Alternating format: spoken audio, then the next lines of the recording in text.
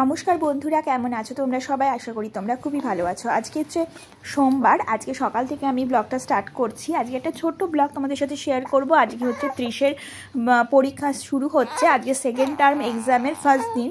তো সকাল সকালই ঘুম থেকে উঠে গেছি, কারণ ওর তো অনেক তাড়াতাড়ি রেডি করানোর বাকি আছে। ওকে খাওয়াবো, রেডি করব, আর পরীক্ষা বলে একটু তাড়াতাড়ি পাঠানোরও ইচ্ছে রয়েছে। তো সকাল থেকে তো সেরকম মানে বসে থাকার সময় নেই। আর এই যে দেখো, 30 একদম রেডি হয়ে গেছে। আমি ওদিকে সমস্ত রান্নাবান্না কমপ্লিট করে নিয়েছি। এখন ওকে রেডিও করিয়ে দিয়েছি, খাইয়ে দিয়েছি। ওকে খাওয়াতে হয় না, হরলিক্স আর বিস্কিট দিলেও নিজেই খেয়ে নেয়। তো আমার পরীক্ষার সময় আমি দিদাকে দেখতাম আমাকে সকালে দইয়ের ফোঁটা দিয়ে দিত রেডি করে। তো সেটাই আমি আমার ছেলের ক্ষেত্রেও অ্যাপ্লাই করছি। দই বলে খুব শুভ, দই আর মাছ। তো সেই জন্য আমাকে পরীক্ষার সময় দেখতাম এরকম দইয়ের ফোঁটা দিত। আর যেহেতু আমার 10টায় স্কুল থাকতো, তার জন্য আমাকে মাছ দিয়ে ভাত দিত, মানে ওই সময় একদম কম্পালসারি ছিল। ভালো করে পরীক্ষা দি, তুমি আশীর্বাদ করো, প্রণাম করো, নম করো, ভালো করে নম করো।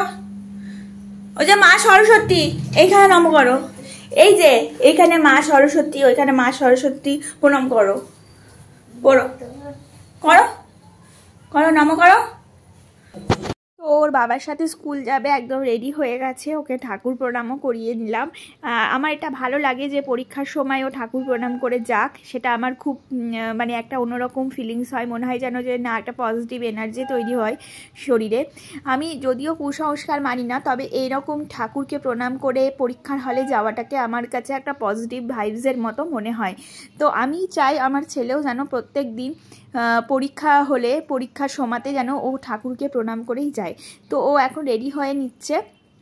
জুতো ও নিজেই পরে, কিন্তু এখন যে জুতোটা ওর জন্য কেনা হয়েছে ওটা ওর পায়ে একটু টাইট হয়, তার জন্য ওকে কাউকে না কাউকে পরিয়ে দিতে হয়। তো আমি ওকে জিজ্ঞাসা করছি ঠিক মতো লিখবি? ও বলছে কি যে স্পাইডারম্যান লিখবো, একটু আমার সাথে ইয়ার্কি মারছে।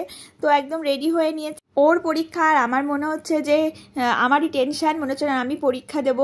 তো আমাকে আমার মনায় বলতো যে তুই যখন পরীক্ষা দিস, মানে তখন যেন মনায়েরই মনে হতো যেন পরীক্ষা। তো সেই জিনিসটা আমি আমার ছেলের ক্ষেত্রেও সত্যিই ফিল করছি। তখন তো আর বোঝা যায় না, বাবা মারা বা নিজেদের মানুষরা যখন এরকম কথা বলে ততক্ষণ কিন্তু বোঝা যায় না, যতক্ষণ না তুমি নিজে মা হচ্ছ বা সেই জায়গায় তুমি পৌঁছাচ্ছ। আজকে দেখি কথাটার অনেক ভ্যালু। সত্যি বাচ্চারা পরীক্ষা দিলে কিন্তু মা বাবা প্রিয়জনদেরই অনেক বেশি টেনশান হয় বাচ্চার থেকে।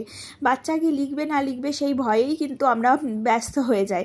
সত্যি কথা বলতে আমার ছেলে ভীষণ মুডি, আর ও এখন অনেক ছোট, তার জন্য যে সত্যি সব কিছু ঠিকঠাক মতো লিখবে সেটাও আমি এক্সপেক্ট করতে পারি না। তাও আমি মনে করি যে কিছু অ্যাটলিস্ট লিখে আসুক, যেহেতু আমি প্রত্যেক দিনই ওকে পড়াই এবং প্রত্যেক দিনই কিছু না কিছু প্র্যাকটিস করাই।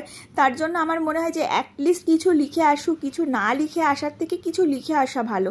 তো এই দেখো স্কুল থেকে ও চলেও এসেছে। আজকে এক্সাম ছিল। শোনা, কি লিখেছো এক্সামে? কি লিখেছিস? স্পাইডারম্যান। স্পাইডারম্যান লিখেছিস তুই এক্সামে? কি লিখেছিস? এবিসিডি লিখেছিস কিনা বল। হ্যাঁ, এই মা, এক্সাম ছিল তো আজকে, লিখিসনি? হ্যাঁ, লিখিসনি এবিসিডি? আরে এর তো কোনো হেলদোলি নেই। আরে এবিসিডি লিখেছিস কিনা বল, এদিকে তাকা। হ্যাঁ, এবিসিডি বলেছিস? টিচারকে বলেছিস এবিসিডি? বলেছিস? হ্যাঁ, এ মা, তো কোনো কথাই কানে দেয় না। এই, আজকে তোর এক্সাম ছিল। এই, কথা বল না, এদিকে তাকা, এদিকে তাকা। ঠিক আছে, দেবো না, যা, কিচ্ছু দেবো না। এক্সাম ছিল, লিখেছিস কিনা বল। হ্যাঁ, এক্সাম ছিল আজকে, এক্সাম ছিল আজকে। এ থেকে কিউ অবধি লিখতে বলেছিল, লিখেছিস? হ্যাঁ, লিখিসনি? তো 30 তো এসে বলেই দিচ্ছে ও কিছুই লেখেনি, ও কিছুই জানে না, ও কি এক্সাম সেটাও জানে না। তো তোমাদের বাড়িতে কতজনের বাড়িতে এরকম পিস আছে আমাকে একটু জানিও, যে এরকম দুষ্টু বাচ্চা থাকলে তোমাদের আর কি কিছু অন্য কিছু এন্টারটেনমেন্টের প্রয়োজন হয় কি? প্রত্যেক দিনই একটা করে নতুন এন্টারটেনমেন্ট এরাই তোমার জন্য জোগাড় করে দেবে, তাই না? আমি তো ঠিকই বলছি মনে হচ্ছে। তো এই যে চলে এসছে স্কুল থেকে, এবার ওকে খাওয়াবো, ঘুম পাড়াবো, আর ছোটোটাকেও এখন স্নান করিয়ে দিয়েছি, খাইয়ে দিয়েছি, ঘুম পাড়াবো। তো চলো ব্লগটা আজকে এতদূর পর্যন্তই কন্টিনিউ করলাম, ছোট্ট একটা ব্লগ তোমাদের সাথে শেয়ার করলাম। তোমরা খুব ভালো থেকো, সুস্থ থেকো, দেখা হবে পরবর্তী ব্লগে। ততক্ষণের জন্য টাটা।